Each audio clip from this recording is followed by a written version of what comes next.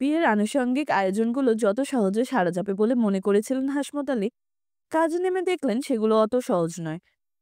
টাকা পয়সার স্বল্পতা পরিকল্পনাগুলোকে বানচাল করে দেয়। তবু বড় প্রসন্ন হাসমত আলী। মেয়ের জন্য এমন পাত্র কোনোদিন আশা করেননি তিনি, কল্পনায়ও ছিল না। তবে যেদিন থেকে মনসুরের বাড়িতে আসা যাওয়া শুরু করে সেদিন থেকে সালেহা বিবির সঙ্গে এ বিষয়ে মাঝে মাঝে আলোচনা করেছেন তিনি। আশা নিরাশায় দুলেছেন দুজনে, স্বপ্ন দেখেছেন। অবশেষে স্বপ্ন তাদের সফল হতে চলল। ভয় ছিল একটি, সে হলো মাহমুদ। তারা ভেবেছিলেন মাহমুদের বিয়েতে বিরোধিতা করবে, ঝগড়া বাঁধাবে, অকারণে হইচই করবে। বাধা না দিলেও প্রতিবাদ অবশ্য করেছে মাহমুদ। বলেছে, তোমাদের মেয়ের বিয়ে, কার সঙ্গে বিয়ে দেবে সে তোমরা জানো, তোমাদের মেয়ে জানে। আমাকে শুধু শুধু জিজ্ঞেস করতে এসেছো কেন মা?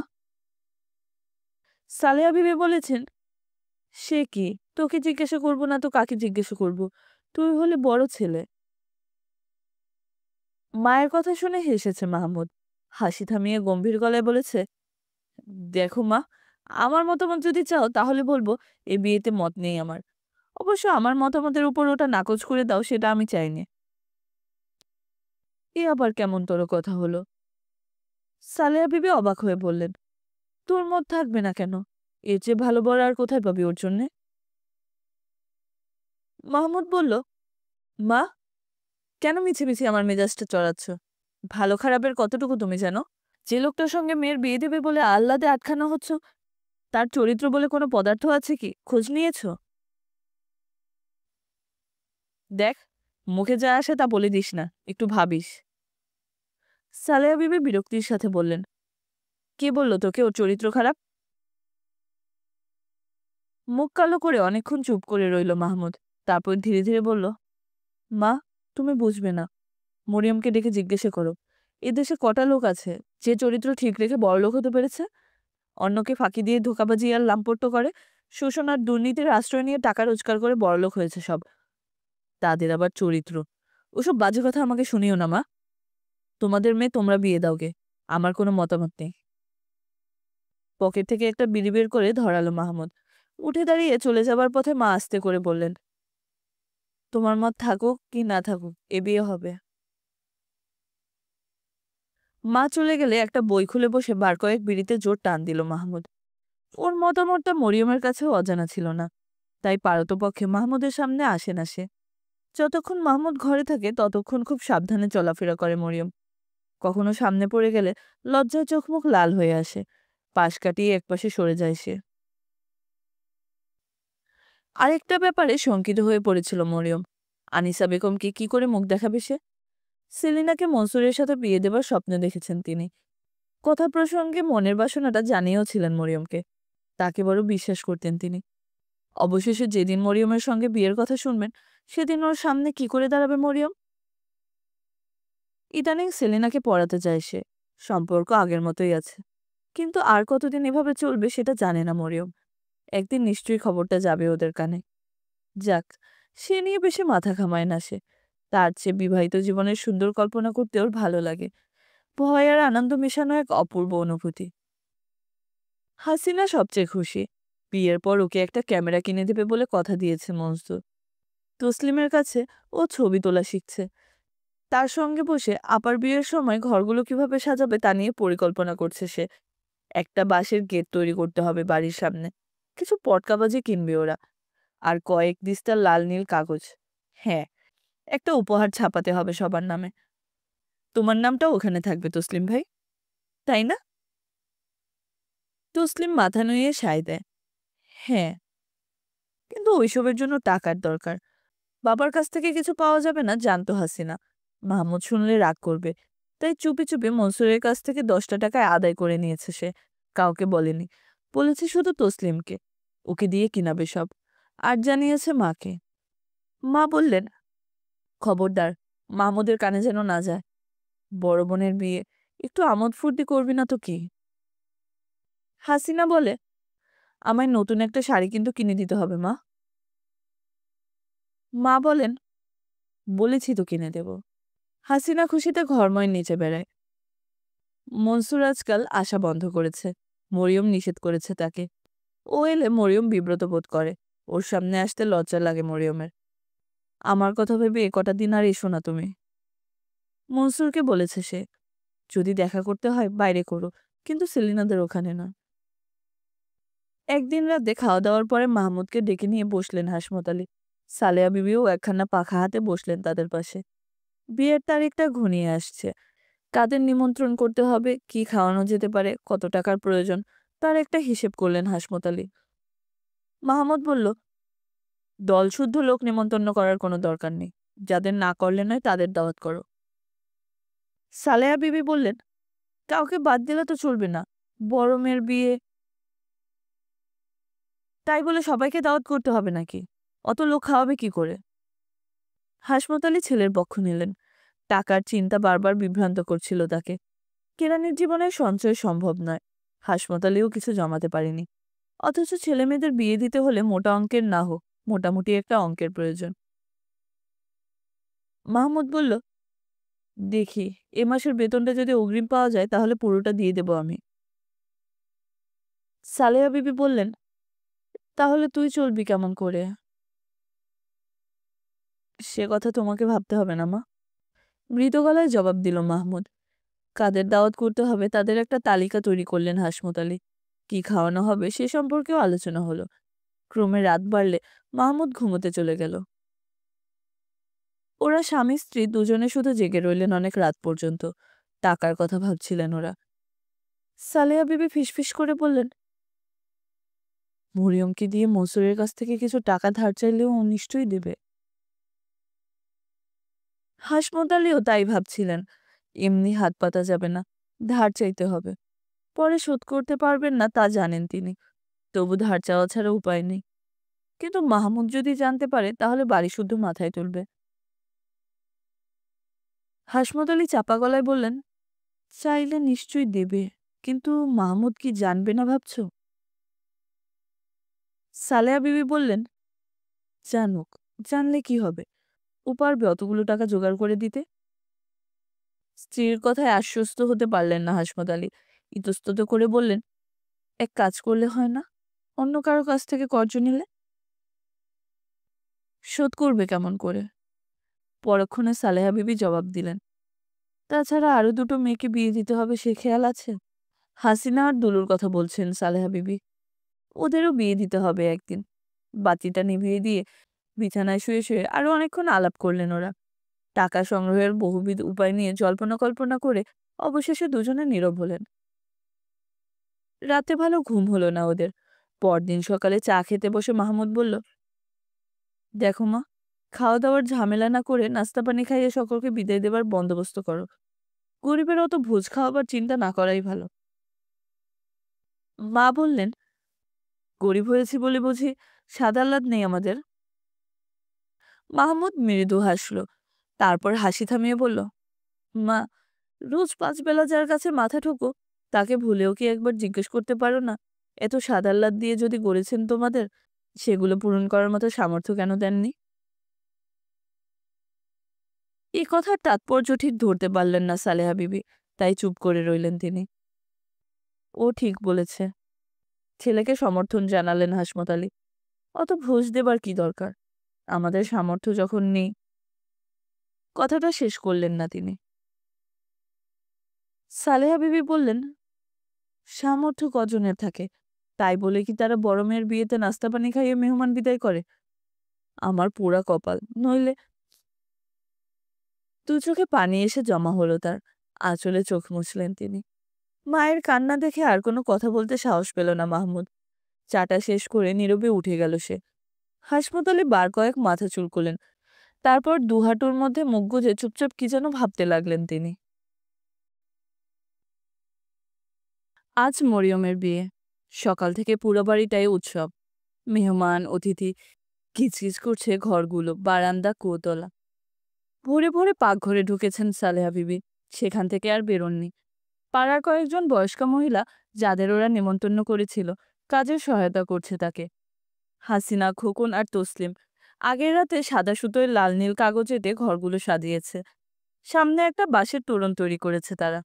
মাহমুদের ঘরটায় বরযাত্রীদের এনে বসানো হবে। সকালে ঘুম থেকে উঠে ওর বইপত্র আর কাগজগুলো মায়ের খাটের নিচে একটা চাটাই বিছিয়ে তার উপরে রেখে এসেছে মাহমুদ। কুয়ো থেকে পানি তুলে এনে নিজ হাতে ঘরটা ধুয়ে মুছে দিয়েছে সে। লিলি এসেছে, সেলিনাও এসেছে আজ। ওকে নিজে গিয়ে আমন্ত্রণ জানাতে সাহস পায়নি মরিয়ম, চিঠি লিখে জানিয়েছে। আনিসা বেগমের মুখোমুখি হতে ভয় ওর। সেলিনাকে দেখে বেশ খুশি হয়েছে বলে মনে হলো। মনসুর ভাইয়ের সঙ্গে মরিয়ম আপার বিয়ে, আনন্দ যেন উপচে পড়ছে ওর চোখে মুখে। মা আসতে নিষেধ করেছিলেন, তবু চুপি চুপি চলে এসেছে সেলিনা। ওরা সব মরিয়মের ঘরে ঘিরে বসেছে ওকে, গল্প করছে, হাসছে, কৌতুকে ফেটে পড়ছে মাঝে মাঝে। হাসমত আলী পাকঘরে গিয়ে একবার সকলকে স্মরণ করিয়ে দিয়ে এলেন, দুপুরের মধ্যে সবকিছু তৈরি হয়ে যাওয়া চাই, অপরাহ্নে বর আসবে। মাহমুদ সব আয়োজন শেষ করে ফরাসের উপর চিৎ করে শুয়ে বিড়ি ধরালো একটা। অন্য ঘরে আত্মীয় স্বজনেরা এসে ভিড় জমালেও এখানে সকলকে আসতে নিষেধ করেছে। চিৎকারে মাথা ধরে ওর। লিলি উকি মেরে চলে যাচ্ছিল। মাহমুদ ডাকলো, শুনুন। লিলি ফিরে এসে বলল, আমায় ডেকেছেন? সারা গায়ে ঘাম ঝরছে তার, শাড়ির আঁচল দিয়ে বারবার মুখ মুছছে। মাহমুদ বলল, ওখানে হই-হট্টগোলের মধ্যে যদি আপনাদের ভালো না লাগে, এখানে এসে বসতে পারেন, আমি বাইরে বেরোচ্ছি। লিলি মৃদু হেসে বলল, ধন্যবাদ। মরিয়ম আর সেলিনাকে নিয়ে এ ঘরের দরজায় খিলেটে দিল লিলি। বাপ্পা, গরমে সেদ্ধ হয়ে যাবার অবস্থা। ফরেশের উপর শুয়ে শাড়ির আঁচলে গায়ে বাতাস দিতে লাগলো ওরা। হাসিনা কড়া নাড়ছিল। প্রথমে কেউ সাড়া দিল না, পরে সে যখন দরজার ওপর দুমদাম শব্দে কিলচাপড় দিতে লাগলো, তখন উঠে দরজাটা খুলে দিল সেলিনা। ভেতরে এসে হাসিনা বলল, এখানে শুয়ে শুয়ে কি করছো তোমরা? আমি খুঁজি খুঁজি হয়রান। দরজায় খিলেটে ওদের পাশে শুয়ে পড়ল সে। লিলি বলল, বিয়ের পর আমাদের ভুলে যাবে না তো ম্যারি? মরিয়ম হাসল, কিছু বলল না। সেলিনা ক্ষণকাল পরে জিজ্ঞেস করল, বিয়ের পর আমাকে আর পড়াতে যাবে না তুমি, তাই না আপা?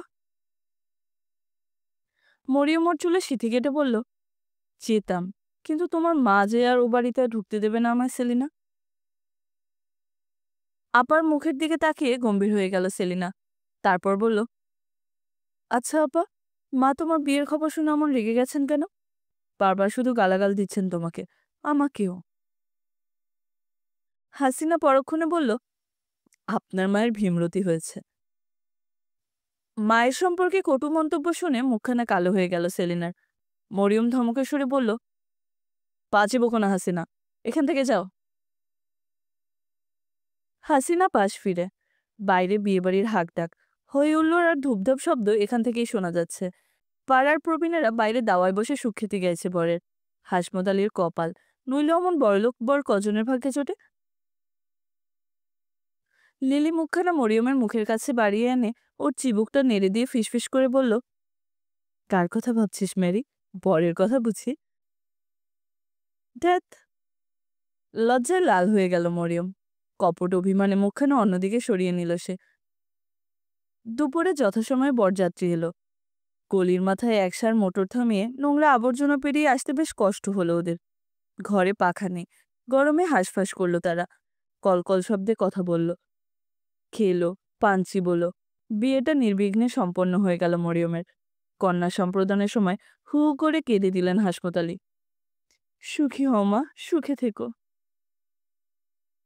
সালেহা বিবি আঁচলে চোখ মুছলেন, কুয়োতলায় বসে ডুকরে কাঁদলেন। পাড়ার বয়স্ক মেয়েরা সান্ত্বনা দিলেন তাকে। এ সময় কাঁদতে নেই বউ, সব মেয়ে কি চিরকাল বাপের বাড়ি থাকে? হাসিনার চোখে অশ্রু, কান্না লুকোতে গিয়ে দরজায় আড়ালে মুখ লুকোলো সে। মাহমুদ নির্বাক, ঘরের এক কোণে দাঁড়িয়ে সে শুধু নীরবে চেয়ে চেয়ে দেখছিল কেমন করে একটি মেয়ের জীবন এক ছেলের জীবনের সঙ্গে অবিচ্ছেদ্য হয়ে গেল এক মুহূর্তে। রাতের প্রথম প্রহরে কনে নিয়ে চলে গেল ওরা। সঙ্গে খোকন গেল, তসলিম গেল, কয়েকজন নিকট ও দূরাত্মীয়ও গেল কন্যাপক্ষ হয়ে। মাহমুদকে যাবার জন্য পীড়াপিড়ি করছিল সকলে, ও গেল না। ফরাসের উপর চুপচাপ শুয়ে রইল সে। মেহমান অতিথি যারা এসেছিল তারা বিদায় নিয়ে গেছে অনেক আগে। সেলিনা চলে গেছে, পাড়ার বৌঝিয়েরাও। লিলিকে যেতে দেয়নি হাসিনা, বলেছে, আজ রাতে তুমি থাকো লিলি আপা, নইলে একা ভীষণ ভয় করে আমার। লিলি বলেছে, পাগল, বাসায় না গেলে বকবে সবাই। সালিয়া বিবি বলেছেন, যাবে আর কি, আরো কিছুক্ষণ থেকে যাও মা, রাতে খেয়ে যেও। লিলি গেল না। পাকঘরে সবকিছু গোছাবার কাজে মাকে সহায়তা করলো হাসিনা আর লিলি।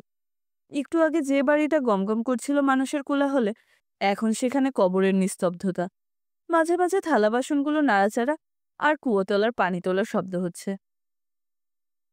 তন্দ্রায় দু চোখ জড়িয়ে এসেছিল মাহমুদের। হাসিনার ডাকে তন্দ্রা ছুটে গেল। হাসিনা বলল, ভাইয়া, খাবে এসো, খাবে এসো। মাহমুদ বলল, তুই যা, আমি আসছি। পরক্ষণে কি মনে হতে আবার বলল, হ্যাঁ রে, সবাই কি চলে গেছে? হাসিনা বলল, হ্যাঁ, শুধু লিলি আব্বা আছে। মায়ের ঘরে এসে মাহমুদ দেখল বাবা কাত হয়ে শুয়ে আছেন খাটের ওপর, দুলো ঘুমাচ্ছে। হাসিনা আর লিলি কুয়োর পাড়ে বসে গল্প করছে। খাওয়া শেষ হলে লিলি বলল, এবার যাই আমি হাসি। সালেহা বিবি বললেন, এই রাতে যাবে তুমি? লিলি বলল, পারবো খালাম্মা। মাহমুদকে পেয়ে সালেহা বিবি বললেন, তুই কি বাইরে বেরোবি আজ? মাহমুদ বলল, হ্যাঁ, এখনই বেরোবো। সারাদিন তো তোমাদের বিয়ের ঝামেলায় কাটলো, এখন সারা রাত জেগে প্রুফ দেখতে হবে আমায়। কিন্তু কেন বলো তো? সালেহা বিবি ইতস্তত করে বললেন, লিলি মেয়েটা একা যাচ্ছে, ওকে একটু এগিয়ে দিয়ে। কথাটি শেষ করলেন না তিনি। মাহমুদ ওর দিকে এক পলক তাকিয়ে বলল, দিতে পারি, ওর যদি কোনো আপত্তি না থাকে। লিলি ঢোক গিলল, কিছু বলল না। রাতের এই প্রহরে পথঘাটগুলো বড় নির্জন হয়ে আসে।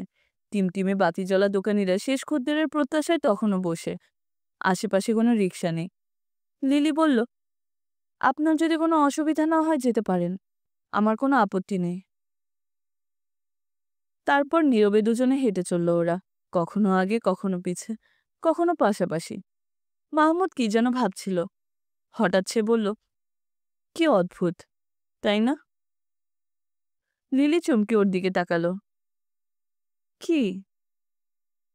মাহমুদ বলল, এই বিয়েটা। লিলির কিছু বোধগম্য হলো না, অবাক হয়ে শুধালো, বিয়েটা মানে? হ্যাঁ, এই বিয়েটার কথা বলছিলাম। মাহমুদ ধীরে ধীরে বলল, কতগুলো লোক এলো, খেলো আর হাত তুলে মোনাজাত করলো। ব্যাস, একটা মেয়ের জীবন আর একটা ছেলের জীবনের সঙ্গে চিরকালের জন্য গেঁথে গেল। এই ফার্স্ট আর না করলেও তো চলে।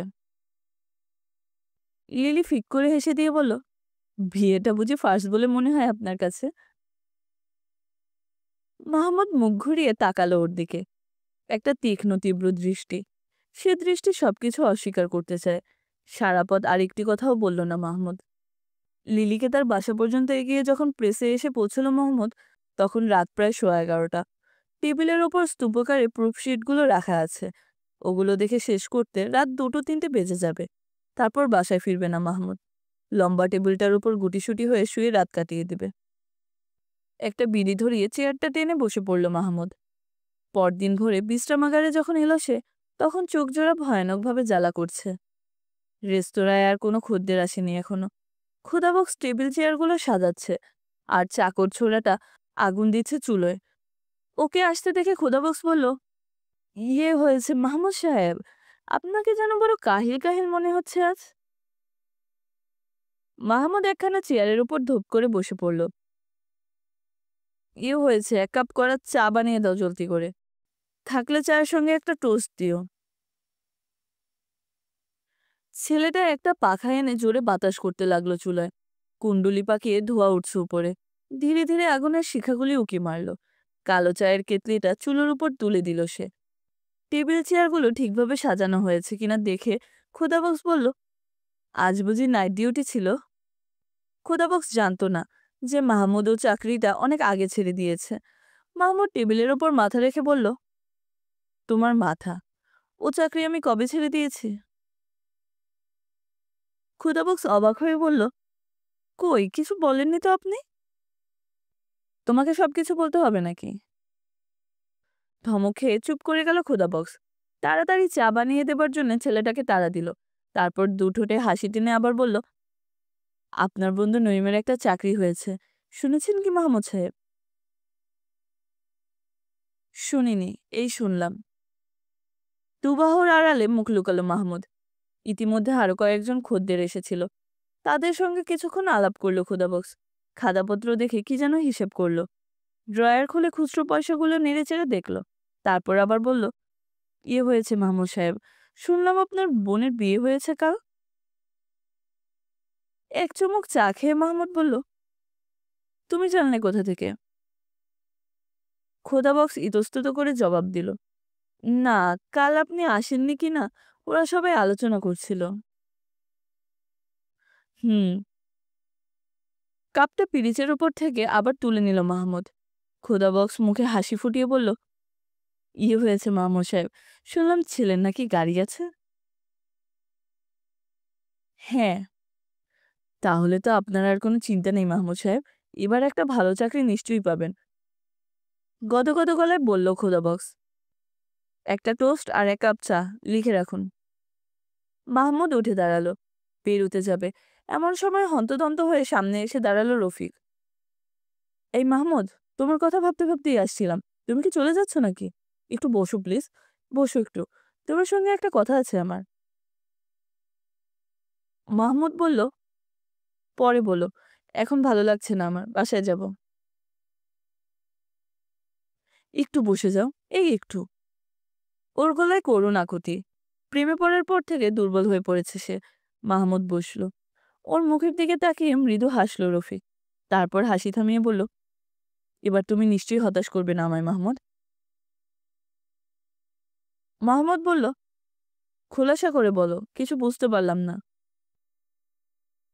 তোমার বোনের বিয়ের খবর আমরা পেয়েছি মাহমুদ, যদিও তুমি কিছুই জানাওনি। মাহমুদ জবাব দিল, আমার বোনের বিয়েতে তোমাদের কিছু জানাবার ছিল বলে তো মনে হয় না। না না, আমি সে কথা বলছি না। লজ্জা পেয়ে রফিক পরক্ষণে বলল, তুমি অল্পতেই সেন্টিমেন্টাল হয়ে পড়ো। আমি বলছিলাম কি, তোমার ভগ্নিপতির হাতে অনেক চাকরি আছে শুনেছি। তুমি যদি আমার হয়ে তাকে একটু বলো, কিংবা তাকে চিঠি লিখে দাও। ও, এই ব্যাপার। মুখখানা কালো হয়ে গেল মাহমুদের।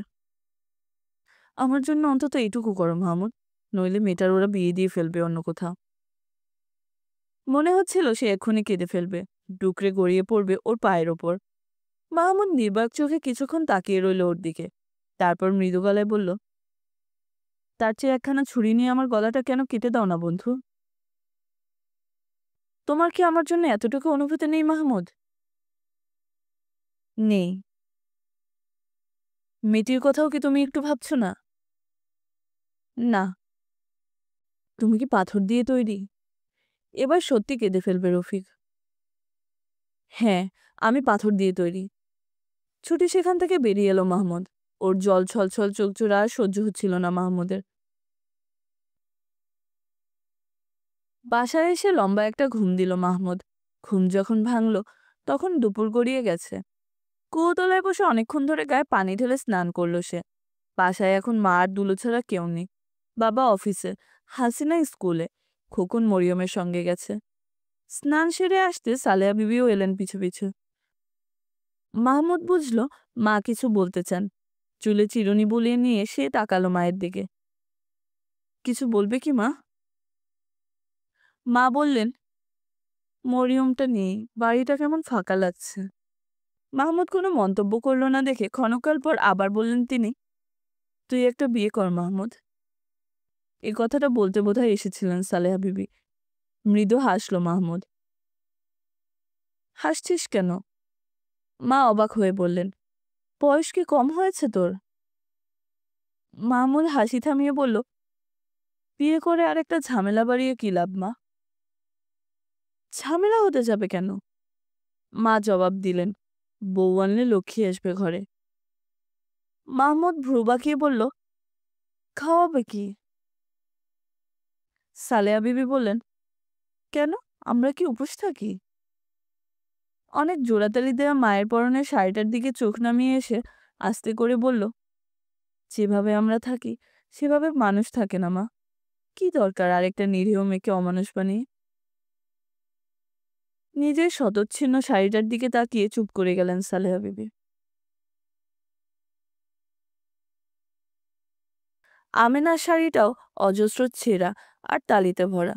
সেও মা, তারও ছেলে মেয়ে আছে, স্বামী আছে। তবু সালেহা বিবির সঙ্গে কোথায় যেন একটা বিরাট ব্যতিক্রম রয়েছে ওর। চৌকির এক কোণে বসে নীরবে আমিনাকে দেখছিল আর ভাবছিল মাহমুদ। ঘরটা ছাঁটা দিয়ে টুকিটাকি জিনিসপত্রগুলো গোছাচ্ছিল আমিনা। মুখ তুলে বলল, প্রেস বিক্রি করে দেবে? দাও, বারবার আমাকে জিজ্ঞেস করো কেন? আমি করো না বললেই কি আর রেহাই পাওয়া যাবে? কথাগুলো শাহাদাতকে উদ্দেশ্য করে। মাহমুদের মুখোমুখি একখানা টুলের উপর বসেছিল সে। নড়েচড়ে একবার মাহমুদ আরেকবার আমিনার দিকে তাকিয়ে এসে বলল, তাই বলে তোমার বুঝি কোনো মতামত থাকবে না? আমিনার মতামত ছাড়া শাহাদাত কিছু করে না তা নয়। এক্ষেত্রে আমিনার মতামত চাওয়ার মধ্যে একটু সুপ্ত ইচ্ছে লুকিয়ে রয়েছে। সেটা জানতো মাহমুদ। আমিনার বড় 3 ভাই রোজগার করছে ইদানিং। ধানমন্ডিতে বাড়ি করেছে ওদের, গাড়ি কিনেছে একখানা। ছেলে মেয়ে নিয়ে ওরা বেশ সুখে আছে। আমিনা ইচ্ছা করলে দুঃসময়ে হাত পাততে পারে ওদের কাছে। রক্তের ভাই, সহজে না করবে না। প্রেসটাকেও তাহলে বিক্রির হাত থেকে বাঁচানো যাবে। কিন্তু বাস্তবটা সরাসরি মুখ ফুটে বলতে ভয় পায় শাহাদাত। আমিনার স্বভাবটাও ওর অজানা নয়।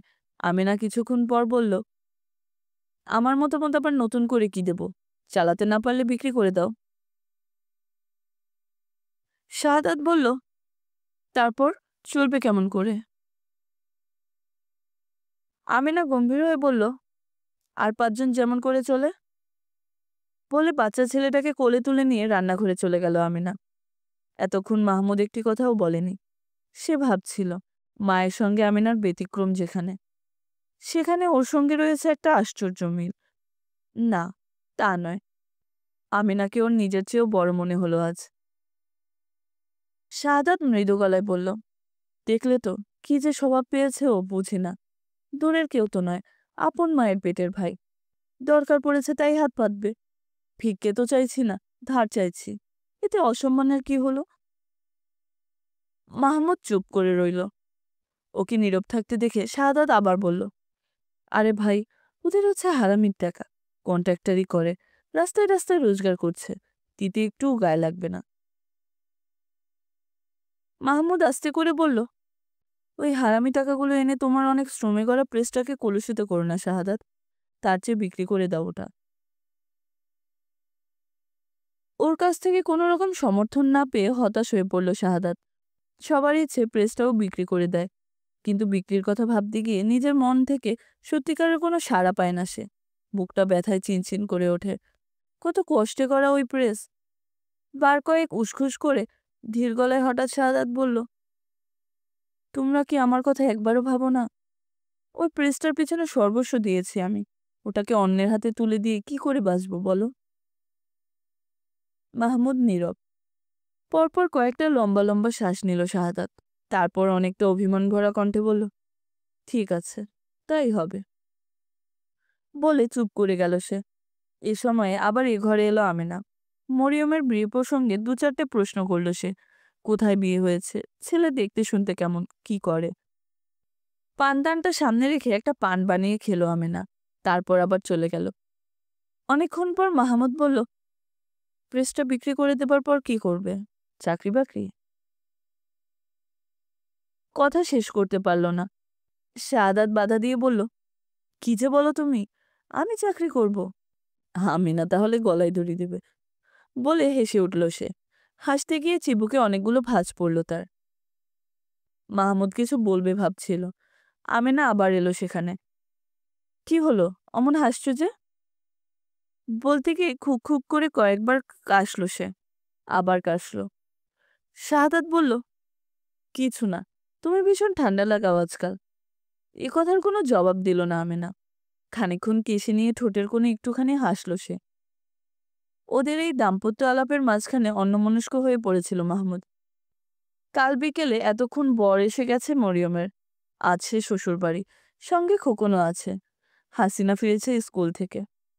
বাসায় এখন বাবা, মা, দুলু আর সে হয়তো বসে বসে বিয়ের গল্প করছে। কাল স্বামীসহ আবার বাড়ি ফিরে আসবে মরিয়ম। হাসিনার ঘরে ওদের থাকার বন্দোবস্ত করা হবে। হাসিনা থাকবে মায়ের সঙ্গে। আর বাবার জন্য মাহমুদের ঘরে একটা নতুন বিছানা পাতা হবে। মা হয়তো এতক্ষণ সে বিষয় নিয়ে আলাপ করেছেন বাসায় সবার সঙ্গে। মাহমুদ উঠে দাঁড়ালো। শাহাদাত সপ্রশ্ন দৃষ্টিতে তাকিয়ে বলল, ও কি, উঠলে কেন? মাহমুদ আস্তে করে বলল, না, এবার যাই। যাবে আর কি, বসো না। না, আর বসবো না। কোথায় যাবে? টুল ছেড়ে উঠে দাঁড়িয়ে লম্বা একটা হাই তুলল শাহাদাত। মাহমুদ বলল, প্রেসে, দেখি কোনো কাজ আছে কিনা। শরীরটা আজ বড্ড ম্যাজম্যাজ করছে, তাড়াতাড়ি বাসায় ফিরে যাব। আমিনা পিছন থেকে শুধালো, মরিয়ম ফিরছে কখন? মাহমুদ সংক্ষেপে বলল, কাল। আমিনা বলল, আবার একদিন এসো তুমি, খাবার দাওয়াত রইল। মাহমুদ আস্তে করে বলল, আসবো। তারপর শাহাদাতের কাছ থেকে বিদায় নিয়ে রাস্তায় নেমে এলো সে। দেয়ালে ঝুলানো ক্যালেন্ডারটার দিকে তাকিয়ে অবাক হলো মরিয়ম। বিয়ের পর 3টে মাস কেটে গেছে। দিনগুলো যে বাদাম তোলা নৌকার মতো দেখতে না দেখতে চলে গেল। প্রথম প্রথম মনসুর তো ব্যবসা বাণিজ্য প্রায় ছেড়ে দিয়েছিল। সারাদিন ঘরে থাকতো, সারাক্ষণ মরিয়মের পাশে। মরিয়ম রাগ করে বলতো, ব্যবসাটা কি ডোবাবে নাকি? মনসুর বলতো, তোমার জন্য ডুবে যদি, তাহলে ডুবুক, ক্ষতি নেই। রোজ বিকেলে সাজ পোশাক পরে চকোলেট রঙের গাড়িতে বেরিয়েছে ওরা। যেখানে যেতে চেয়েছে মরিয়ম সেখানে নিয়ে গেছে মনসুর। মাঝে বার কয়েক বাবার বাড়িতেও এসেছিল মরিয়ম। দিন 2-3 করে থেকে গেছে, আরও থাকতো। মনসুরের পীড়াপিড়িতে থাকতে পারিনি। নিজের সচ্ছল জীবনের পাশে বাবা মা ভাই বোনদের দীনতা মনে আঘাত দিয়েছে মরিয়মের। যখন যা পেরেছে টাকা পয়সা দিয়ে ওদের সাহায্য করেছে সে। মনসুর কথা দিয়েছে, একটা ভালো বাড়ি দেখে সেখানে নিয়ে আসবে ওদের। ভাড়াটাও নিজেই দেবে। আর হাসিনা ও খোকনের পড়ার খরচটা চালাবে মনসুর। শুনে প্রসন্ন হয়েছে মরিয়ম। মা বাবারও খুশির অন্ত নেই। যখন হাত পেতেছেন, কিছু না কিছু পেয়েছেন মনসুরের কাছে। জীবনটা বেশ চলছিল। কিন্তু 2 মাস না যেতে অকস্মাৎ একদিন প্রথম জোয়ারের উচ্ছ্বাসে ভাটা এলো। খাওয়ার টেবিলে সেদিন বড় উন্মনা মনে হচ্ছিল মনসুরকে। শোবার ঘরে এসে প্রথম বলল, তোমাকে একটা কথা আজ জিজ্ঞেস করবো ম্যারি, উত্তর দেবে? শঙ্কিত দৃষ্টিতে ওর দিকে চেয়ে মরিয়ম জবাব দিল, কি কথা বলো? জাহেদ নামে কোনো ছেলেকে তুমি চিনতে? ওর দৃষ্টি মরিয়মের চোখের ওপর। বুকটা বহুদিন পর কেঁপে উঠেছে মরিয়মের। ইতস্তত করে বলল, চিনতাম। মনসুরের মুখখানা কালো হয়ে এলো। অনেককাল পর সে আবার বলল, তার সঙ্গে কি সম্পর্ক ছিল তোমার? মুখখানা মাটির দিকে নামিয়ে অনেকক্ষণ চুপ করে রইল মরিয়ম। তারপর মুখ তুলে সরাসরি ওর দিকে তাকিয়ে বলল সে, ওকে আমি ভালোবাসতাম। বলতে গিয়ে একটা ঢোক গিল মরিয়ম। ভালোবাসতে? যেন আর্তনাদ করে উঠল মনসুর। মরিয়ম আস্তে করে বলল, হ্যাঁ। মাথার উপরের পাখাটা আরো জোরে ঘুরিয়ে দিয়ে মনসুর কাপা গলায় বলল, তারপর? মরিয়মের দেহটা পাথরের মতো নিশ্চল ঠান্ডা। অকম্পিত গলায় সে জবাব দিল, তখন আমি স্কুলে পড়ি। বাবা হঠাৎ পড়া বন্ধ করে দিয়ে বিয়ে ঠিক করে ফেললেন আমার। জাহেদকে আমি ভালোবাসতাম। আমাদের পাড়াতেই থাকতো, কলেজে পড়তো। সেও ভালোবাসতো আমায়। মরিয়ম থামল।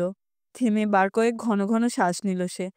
তারপর আবার বলল, বাবা যখন কিছুতেই বিয়ের আয়োজন বন্ধ করলেন না, তখন একদিন রাতে ওর সঙ্গে পালিয়ে গেলাম আমি। পালিয়ে গেলে? দ্বিতীয়বার আর্তনাদ করে উঠল মনসুর। মরিয়ম অনেকটা সহজ হয়ে এসেছে। ঢাকা থেকে পালিয়ে চিটাগাং চলে গেলাম আমরা। জাহেদ তার মায়ের কিছু অলংকার আর নগদ টাকা সঙ্গে নিয়েছিল। কথা হয়েছিল চাটগা দিয়ে একটা বাস ভাড়া নেব আমরা। জাহেদ একটা চাকরি জোগাড় করবে। মরিয়ম থামল। টেবিলের উপর সাজিয়ে রাখা জগ থেকে এক গ্লাস পানি খেয়ে এসে আবার বলল মনসুর, তারপর? পাখার বাতাসে কালো চুলগুলো বারবার উড়ে উড়ে পড়ছিল মরিয়মের ফর্সা মুখের ওপর। আস্তে করে সে আবার বলল, ওখানে গিয়ে বাসা পাওয়া গেল না। একটা সস্তা হোটেলে একখানা রুম ভাড়া করেছিলাম আমরা। একসঙ্গে ছিলে? ওর মুখের দিকে তাকাতে সাহস হলো না মনসুরের। মরিয়ম হাতের নখ খুঁড়তে খুঁড়তে জবাব দিল, হ্যাঁ। তারপর? পাখার নিচে ঘামতে শুরু করেছে মনসুর। তারপর সেখানে 2 মাস ছিলাম আমরা। মরিয়ম মৃদু গলায় বলল, টাকা পয়সা সব ফুরিয়ে গিয়েছিল। ভীষণ কষ্টে দিন কাটছিল আমাদের। তারপর একদিন, বলতে গিয়ে ইতস্তত করল মরিয়ম। তারপর একদিন আমাকে সেখানে একা ফেলে কোথায় কেন চলে গেল জাহেদ, আর ফিরল না। বলতে গিয়ে এতক্ষণে চোখজোড়া পানিতে টলটল করে উঠল তার। মরিয়মের কথা শেষ হয়ে গেলে অনেকক্ষণ চুপচাপ বসে রইল ওরা। পাখাটা ঘুরছে মাথার ওপর। ঘরের মধ্যে শুধু তার বনবন শব্দ। কারো দিকে কেউ তাকালো না ওরা। কি এক নির্বিকার নীরবতায় দুজনে ডুবে গেল। পরস্পরের মনে হলো অনেকক্ষণ পরে, বহুদূর থেকে যেন মনসুর জিজ্ঞেস করছে তাকে, জাহেদকে কি সত্যি ভালোবাসতে তুমি? মরিয়ম মাথা নোয়ালো। হ্যাঁ। এখনো ভালোবাসো? দ্বিতীয় প্রশ্ন। মরিয়ম মাথা নাড়ালো। না। মনসুরের মনে হলো মিথ্যে কথা বলছে মেয়েটা। সে রাতে আর কোনো কথা হলো না। মরিয়ম লক্ষ্য করেছে সারা রাত ঘুমোতে পারেনি লোকটা। পরদিন সকালে মাঝে মাঝে তালভঙ্গ হয়ে গেলেও আগের মতো ব্যবহার করল মনসুর। বাইরে বেরোবার সময় রোজকার মতো দুহাতে ওকে আলিঙ্গন করে মৃদু গলায় বলল, কাজটা সেরে আসি, কেমন? মরিয়মর মুখের কাছে মুখ এনে মিষ্টি হেসে বলল, এসো। কিন্তু দুপুরে আবার যখন ফিরে এলো মনসুর, তার মুখখানা তখন আবার ভার হয়ে গেল। সারা মুখে চিন্তার ছায়া। বারবার অন্যমনস্ক হয়ে পড়ছিল সে। খাওয়ার পরে বিছানায় বিশ্রাম নেবার সময় বার কয়েক এপাশ ওপাশ করে হঠাৎ সে উঠে বসে বলল, তুমি আমাকে ভালোবাসো মরিয়ম? গলাটা অদ্ভুত শোনালো ওর। মরিয়ম পাশে বসেছিল, চমকে তাকালো ওর দিকে। মৃদু হেসে জবাব দিল, কেন, তোমার কি সন্দেহ হচ্ছে? মনসুর মৃদু গলায় বলল, না। ক্ষণকাল চুপ থেকে আবার প্রশ্ন করল, তুমি জাহেদকেও ভালোবাসতে, তাই না? তার কণ্ঠস্বরে অস্থিরতা। মরিয়ম দৃষ্টিটা ওর উপর থেকে সরিয়ে নিয়ে বলল, হ্যাঁ। অন্যদিন এ সময় বেরোতো না মনসুর। সেদিন বেরিয়ে গেল। যাবার সময় মরিয়ম জিজ্ঞেস করল, কোথায় যাচ্ছ? মনসুর ইতস্তত করে দুহাতে কাছে টেনে নিল ওকে। তারপর বলল, কাজ আছে। বিকেলে সে ফিরল না। ফিরল সে অনেক রাত করে। কাপড় ছেড়ে শুয়ে পড়ল বিছানায়। মরিয়ম জিজ্ঞেস করল, খাবে না? সে বলল, মাথা ধরেছে, কিছু ভালো লাগছে না আমার। কপালটা টিপে দেব? না। সারা রাত যন্ত্রণায় ছটফট করেছে মনসুর। পরদিন চায়ের টেবিলে বসে হঠাৎ সে প্রশ্ন করল, সত্যি করে বলো তো মেরি, তুমি কাকে বেশি ভালোবেসেছ, জাহেদকে না আমাকে? চায়ের কাপটা মুখের কাছে এনে নামিয়ে রাখল মরিয়ম। এক ঝলক চা ঢলকে পড়ে গেল পিরিচের ওপর। মৃদু স্বরে সে জবাব দিল, জানি না। ভ্রুজুড়ে অদ্ভুতভাবে বাঁকালো মনসুর। তারপর আস্তে করে বলল, তোমার কি মনে হয় মানুষ দুবার প্রেমে পড়তে পারে? বিব্রত মরিয়ম বলল, পারে। বাজে কথা।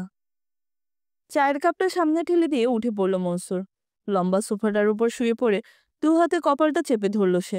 আবার মাথা ধরেছে। সেদিন বিকেলে লিলি এলো বাসায়। ভাই আর ভাবির সঙ্গে ঝগড়া করে বাসা ছেড়ে দিয়েছে সে। শঙ্করটোলা লেনে একটা ঘর নিয়েছে থাকবে বলে। সে কথা মরিয়মকে জানাতে এসেছিল লিলি। ওর ম্লান মুখ দেখে অবাক হলো সে। বলল, তোমার কি অসুখ করেছিল ম্যারি? কই, না তো। মরিয়ম ঘাড় নাড়ল।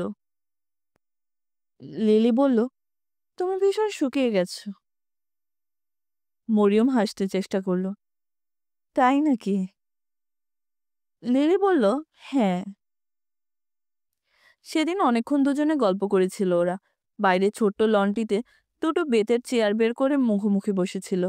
লিলি বলল, হাসিনা এসেছিল? মরিয়ম বলল, মাঝখানে দিন চারেক সে থেকে গেছে এখানে, তারপর আর আসেনি। আর কেউ আসে না? বাবা এসেছিলেন একদিন। খোকন আসে মাঝে মাঝে। তোমার দাদা? না। বলতে গিয়ে একটা ছোট্ট দীর্ঘশ্বাস পড়ল তার। মাহমুদ যে আসবে না সেটা জানতো মরিয়ম। ধীরে ধীরে সন্ধ্যা ঘনিয়ে আসছিল। আকাশে তারারা জ্বলে উঠেছিল একে একে। স্নিগ্ধ বাতাস বইছে সবুজ লনের ওপর দিয়ে। অন্ধকারে ওরা নিজেকে আর সংবরণ করে রাখতে পারল না। দিন কয়েক ধরে যা ঘটেছে সেসব খুলে বলল লিলিকে। শুনে লিলি মন্তব্য করল, তুমি এত বোকা তা তো জানতাম না ম্যারি। মরিয়ম শুধালো, কেন? লিলি বলল, সবকিছু এভাবে খুলে বলতে গেল কেন ওকে? মরিয়ম বলল, মিথ্যে তো বলিনি। লিলি হাসল, অত সত্যবাদী হতে নেই মেরি। এই সমাজে বাঁচতে হলে মিথ্যের মুখোশ পরে চলতে হয়। মরিয়ম অবাক হয়ে বলল, কেন? কেন তা টের পাবে, ধীরে জবাব দিল লিলি। ক্ষণকাল চুপ থেকে মরিয়ম বলল, মানুষ কি দুবার প্রেমে পড়তে পারে না? একজনকে হারিয়ে সে কি অন্য আরেকজনকে ভালোবাসতে পারে না? পারে। দুবার কেন, 10 বার পারে। লিলি বলল, কিন্তু সেটা কেউ স্বীকার করে না। যেমন আমার কথাই ধরো না। তুমি তো জানো, 2টি ছেলেকে ভালোবাসি আমি। এক ছিল খুব ভালো অভিনেতা, আরেকজন ছিল গায়ক। সেসব অতীতের কথা। তাই বলে ভবিষ্যতে আমি কাউকে ভালোবাসবো না তা তো নয়। হয়তো ভালোবাসবো, কিন্তু ওদের কারো কথা আমি বলবো না তাকে। অন্ধকারে শব্দ করে হেসে দিল মরিয়ম। লিলি বলল, তুমি হাসছো ম্যারি? বড় সরল মেয়ে তুমি। এই সমাজের কিছুই জানো না। অনেক রাত হয়ে গেছে বলে উঠে পড়ল লিলি। একদিন তার নতুন ঘরটা গিয়ে দেখে আসতে অনুরোধ করল। মরিয়ম খেয়ে যাবার জন্য ধরেছিল। লিলি জানালো, অন্য আরেকদিন এসে খাবে সে, আজ নয়। কয়েকদিন পরে, সেটা বোধহয় রবিবার ছিল, বারান্দায় বসেছিল ওরা। মরিয়ম একটা বই পড়ছিল, আর মনসুর সেদিন ডাকে আসা কয়েকখানা চিঠি দেখছিল বসে। চিঠিগুলো পড়া শেষ হলে হঠাৎ সে বলল, আচ্ছা মরিয়ম। মরিয়ম চোখ তুলে তাকালো। জাহেদের ব্যাপারটা তুমি আমাকে আগে বলনি কেন? তুমি জিজ্ঞেসা করনি বলে। আবার বইয়ের মধ্যে মুখ নামালো মরিয়ম। আবার মনসুরের গলা, লুকোওনি তো? মরিয়ম চমকে উঠল। বইটা বন্ধ করে রেখে সোজা ওর চোখের উপর দৃষ্টি ফেলল সে। তারপর মৃদু গলায় জিজ্ঞেস করল, তোমার কি হয়েছে বলো তো? না, কিছু না। চিঠিগুলো হাতে নিয়ে ভেতরে চলে গেল মনসুর। একটা তীব্র দৃষ্টি হেনে গেল যাবার সময়। দু হাতে মুখ লুকিয়ে কেঁদে ফেলল মরিয়ম। বিয়ের 3টি মাসের শেষ মাসটি এমনি করে কেটেছে তার। ক্যালেন্ডারের সামনে দাঁড়িয়ে মরিয়ম ভাবছিল দিনগুলো। ক্যালেন্ডারের সামনে দাঁড়িয়ে মরিয়ম ভাবছিল দিনগুলো কেমন করে অত তাড়াতাড়ি কেটে গেল। আয়ার ডাকে চমক ভাঙল তার। আপনার ভাই এসেছে গো, দেখুন। মরিয়ম তাকিয়ে দেখল, দোরগোড়ায় খোকন দাঁড়িয়ে। ছুটে এসে তাকে বুকের মধ্যে টেনে নিল সে। চিবুক ধরে আদর করল তাকে। কিরে খোকন, স্কুলে যাসনি আজ? খোকন বলল, না, স্কুল ছুটি হয়ে গেছে। মরিয়ম বলল, মা কেমন আছে রে? প্যান্টের পকেট থেকে এক টুকরো কাগজ বের করে মরিয়মের হাতে দিল খোকন। বলল, মা দিয়েছে এটা। মরিয়ম খুলে দেখল হাসিনার হাতের লেখা। 10টা টাকা চেয়ে পাঠিয়েছেন মা, বড় দরকার। চিঠিটা পড়ে ব্লাউজের মধ্যে রেখে দিল সে। দুপুরে খেয়ে যাবে তুমি, এখন বসো। তোমার দুলাভাই আসুক, তার কাছ থেকে টাকা নিয়ে দেব। বসে বসে খোকনকে অনেকক্ষণ এটা সেটা জিজ্ঞেস করলো মরিয়ম। দুলু কি তার কথা বলে? হাসিনা কেমন আছে? আর ভাইয়া? বাবার শরীর ভালো তো? তসলিম কি এখনো হাসিনাকে ছবি তোলা শেখায়? কাল রাতে কি রান্না হয়েছিল ওদের? সকালে কি নাস্তা করেছে সে? খোকনকে কাছে পেয়ে বড় ভালো লাগছিল মরিয়ম। দুপুরে মনসুর ফিরে এলে বলল, 10টা টাকা দিতে পারো?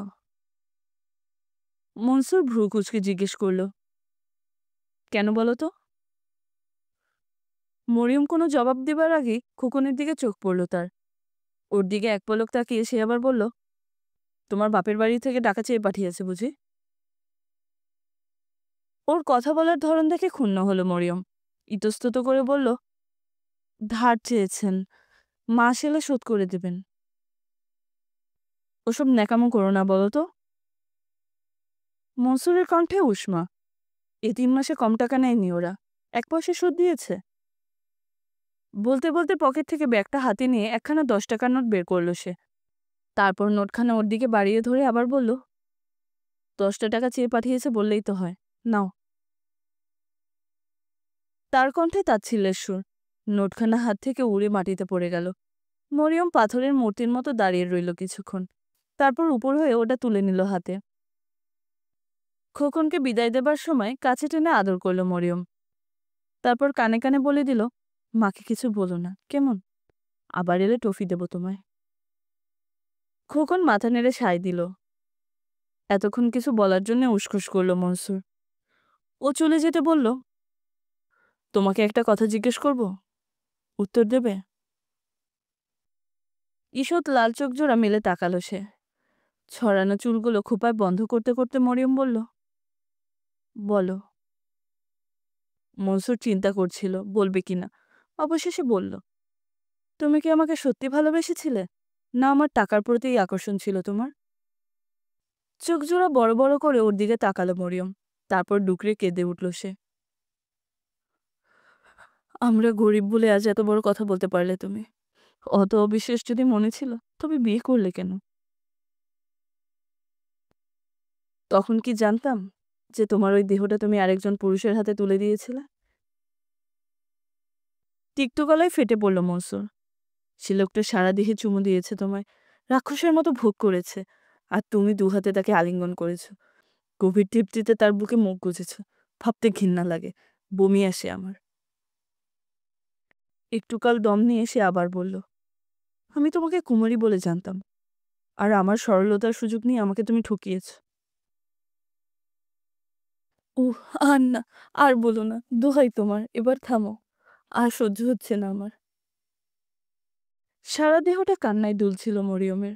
মেঝেতে লুটিয়ে পড়ে দুহাতে মুখখানা ঢেকে রাখল সে। খোঁপাবদ্ধ চুলগুলো সারা পিঠে ছড়িয়ে পড়ল কালো হয়ে। মনসুর তখনও হাঁপাচ্ছে। আজ দুপুরে আমিনেরা চলে যাবে, অনেক করে বলে গেছে শাহাদাত।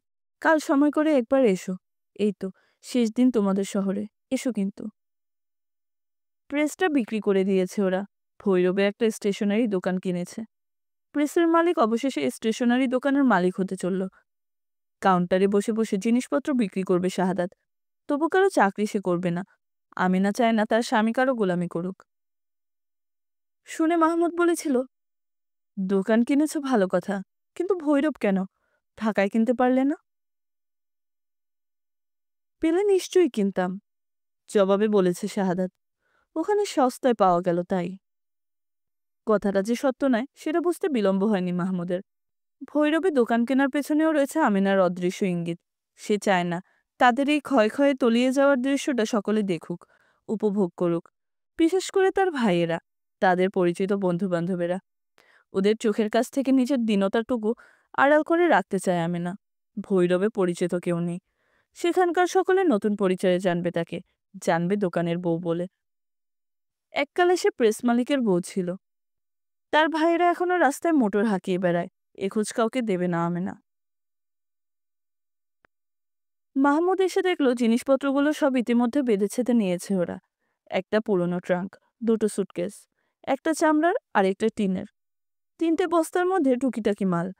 কাঠের আসবাবপত্রগুলো পাড়ার একজনের কাছে বিক্রি করে দিয়েছে শাহাদাত। এগুলো সঙ্গে নেওয়া যাবে না, পথে ভেঙে চুরমার হয়ে যাবে। ভৈরব গিয়ে মিস্ত্রি দিয়ে নতুন করে আবার বানিয়ে নিতে হবে সব। শাহাদাত বসে বসে একটা বস্তার মুখ সেলাই করছিল। আমিনা আঙিনায় ছেলেমেয়েদের গোসল করাচ্ছে। মাহমুদ বলল, আমার আসতে দেরি হয়ে গেল, তোমরা তৈরি হয়ে আছো দেখছি। শাহাদাত মুখ তুলে মৃদু হাসল, হেসে বলল, বসো, একটু পরে ঠেলা গাড়িওয়ালা আসবে, ট্রেনের বোধহয় সময় হয়ে এলো। মাহমুদ বসল। গত 7 বছর ধরে এখানে আছে ওরা, এই বাসাতে। আজ ছেড়ে চলে যাবে, তারপর এ পথে হয়তো আর আসবে না মাহমুদ। এলে ওদের বাসাটার দিকে চোখ পড়লে নিশ্চয় ভীষণ খারাপ লাগবে ওর। মিছিমিছি তুমি দোকান নিচ্ছ শাহাদাত। মাহমুদ একসময় বলল, একদিন সেটাও বিক্রি করে দিতে হবে। কেন কেন? সপ্রশ্ন দৃষ্টিতে ওর দিকে তাকালো শাহাদাত। মাহমুদ বলল, সেখানেও সবাইকে ধারে জিনিসপত্র দিতে শুরু করবে তুমি। তারপর যখন কেউ আর ধার শোধ করতে চাইবে না, তখন দেখবে দোকান শূন্য, মাল নেই। উত্তরে কিছু বলতে যাচ্ছিল শাহাদাত। আমিনা এলো ভিতরে। মাহমুদ বলল, ওর মধ্যে অনেক পরিবর্তন তুমি এনেছো আমিনা। আর এই বিশ্রী স্বভাবটা বদলাতে পারলে না? কি, কোন স্বভাবের কথা বলছো? আমিনার দু চোখে কৌতুক। মাহমুদ বলল, লোককেও বিশ্বাস করে, বড় বেশি ধার দেয়। আমিনা কোনো উত্তর দেবার আগে শব্দ করে হেসে উঠল শাহাদাত। বস্তার মুখটা ভালোভাবে বন্ধ করে দিয়ে উঠে দাঁড়িয়েও বলল, কার কাছে অভিযোগ করছো মাহমুদ? এই স্বভাবটা আমার ওর কাছে পাওয়া। আমিনা ততক্ষণে আবার বাইরে বেরিয়ে গেছে। মাহমুদ ধীরে ধীরে বলল, স্বভাবটা জারি হোক, নিশ্চয়ই এটা খুব ভালো স্বভাব নয়। দুনিয়াটা হলো কতগুলো স্বার্থপরের আড্ডাখানা। অন্যকে দিয়ে নিঃশেষ হয়ে যেতে পারো তুমি, কিন্তু প্রয়োজনে কারো কাছ থেকে একটা কানাকড়িও পাবে না। ম্লান হাসল শাহাদাত। তারপর গম্ভীর হয়ে বলল, তোমার উক্তির সত্যতা নিয়ে আমি তর্ক করতে চাইনি মাহমুদ। দুনিয়াটা কতগুলো স্বার্থপরের আড্ডাখানা, এ কথা পুরোপুরি বিশ্বাস করতে আমি রাজি নই। আজ এই বিদায়ের মুহূর্তে আর 5টা কাজ ফেলে তুমি যে এখানে এসেছো, এর পেছনে কোনো স্বার্থ আছে বলতে চাও? নেই, জানি। জানি বলেই তো এখনো বেঁচে আছি, নইলে। বলতে গিয়ে থেমে গেল শাহাদাত। গলাটা ধরে এসেছে ওর। চোখের কোণে দুফোঁটা মুক্তোর মতো চিকচিক করছে। বিব্রত মাহমুদ বড় ট্রাঙ্কটার দিকে তাকিয়ে চুপ করে রইল। স্টেশনে এসে ট্রেন ছাড়বার আগ মুহূর্তে মাহমুদের হাত ধরে শাহাদাত বলল, চিঠিপত্র লিখো মাহমুদ, আর যদি পারো একবার গিয়ে বেরিয়ে এসো। মাহমুদ কিছু বলতে পারল না, মাথা নেড়ে সায় দিল শুধু। জানালার ধারে বসে বাইরে তাকিয়ে আছে আমেনা। পাশে তার ছেলেমেয়েরা। পান খেয়ে ঠোঁটজোড়া লাল করেছে সে। কালো ছোট্ট একটা টিপ। শাড়ির আঁচলখানা কোপা পর্যন্ত তোলা। আজ হঠাৎ সুন্দর করে সেজেছে আমিনা। সামনে এগিয়ে মাহমুদ বলল, আবার দেখা হবে আমিনা। আমিনা লাল ঠোঁটে হাসি ছড়িয়ে বলল, একবার বেড়াতে এসো কিন্তু, নিমন্ত্রণ রইল। মাহমুদ আস্তে করে বলল, আসবো। একটু পরে ট্রেন ছেড়ে দিল। ওদের মুখখানে ধীরে ধীরে মিলিয়ে গেল চোখের আড়ালে। খবরটা খোদাবক্সের কাছ থেকে পেয়েছিল মাহমুদ। একটা কন্ট্রাক্টরের সঙ্গে কাজে লেগে গেছে রফিক। সকাল থেকে সন্ধ্যা মজুরদের সঙ্গে বসে বসে ওদের কাজের তদারক করা, কতদূর কাজ হলো দেখা, হিসেব নেয়া। আর কেউ কাজ না করে হাত পা গুটিয়ে বসে থাকলে তাকে ধমকিয়ে কাজ আদায় করা। খোদাবক্স বলেছিল, লেখাপড়া জানা মানুষ লেখাপড়ার চাকরি করবে, তা বেকার বসে থাকার চেয়ে এটাও মন্দ কিসের। কি বলেন মাহমুদ সাহেব? মাহমুদ সায় দিয়ে বলেছিল, হ্যাঁ, অফিস কেরানিগিরি করার চেয়ে এই চাকরি ঢের ভালো। তারপর থেকে বেশ কদিন আর রফিকের দেখা পাওয়া যায়নি। সারাদিন কাজে ব্যস্ত থাকে ও। রাস্তা মেরামতের কাজ চলছে এখন। আজ বিশ্রামাগারে আসার পথে ওর কথা ভাবছিল মাহমুদ। হয়তো ওর সঙ্গে দেখা হয়ে যেতে পারে। দেখা হলে বিয়ের কতদূর কি করলো জিজ্ঞেস করবে। কিন্তু বিশ্রামাগার পর্যন্ত আসতে হলো না। পথেই দেখা হয়ে গেল। গায়ে আধময়লা একটা জামা, তার চেয়েও ময়লা একটা পায়জামা, পায়ে টায়ারের স্যান্ডেল। কাজ শেষে ফিরছে সে। দেখা হতে একগাল হেসে বলল, মনে মনে তোমার কথাই ভাবছিলাম মাহমুদ। আমার কথা তুমি ইদানিং বড় বেশি ভাবছো। মাহমুদ জবাব দিল পরক্ষণে। পথ চলতে চলতে রফিক আবার বলল, তুমি ইচ্ছে করলে আমার একটা ভালো চাকরি দিয়ে দিতে পারতে মাহমুদ। চাকরি চাকরি জুটিয়েছি মন্দ না, ভালোই। টেলিগ্রামের তারে বসে একটা কাক কাকা শব্দে ডাকছে একটানা। সেদিকে তাকিয়ে থেকে মাহমুদ বলল, তুমি চাকরি চেয়েছিলে, একটা পেয়েছো, আবার কি? রফিক বলল, এবার ওকে বিয়ে করে ঘর বাঁধবো আমি। তোমরা দেখো, আমি খুব সুখী হব।